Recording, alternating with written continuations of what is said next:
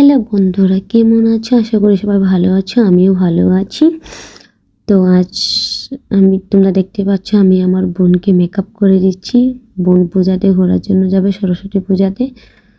তো আমি আর কি করব, আমি যেতে পারিনি, কারণ আমি কার সাথে যাবো সবাইকে বলেছি নিয়ে যাওয়ার জন্য, কেউ আমাকে নিয়ে যায়নি। তো আমি আর কি করব, এইখানে বোন বলছিল ওকে রেডি করে দেওয়ার জন্য, তো ওকে রেডি করে দিচ্ছিলাম। মেকআপ তো শিখিনি, যেটুক পারি সেটুক করে করে দিয়েছি। তোমরা সবাই পরে দেখে বলবে কিরকম হয়েছে, আমাকে কমেন্টে জানাবে সবাই।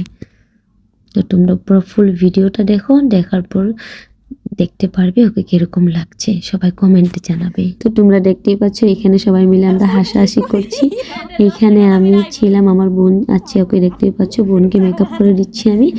আর সাথে ছিল সাগরিকা, আমার ফ্রেন্ড, যাকে দেখেছিলে তোমরা আগে, তোমাদেরকে আগের ভিডিওতে আমি দেখিয়েছিলাম। ও হলো সাগরিকার কথা বলেছিলাম, আমার ফ্রেন্ড ও আছে। তো আমরা এখানে কিছু কথা বলছিলাম, সেটা নিয়ে আমরা হাসাহাসি করছিলাম।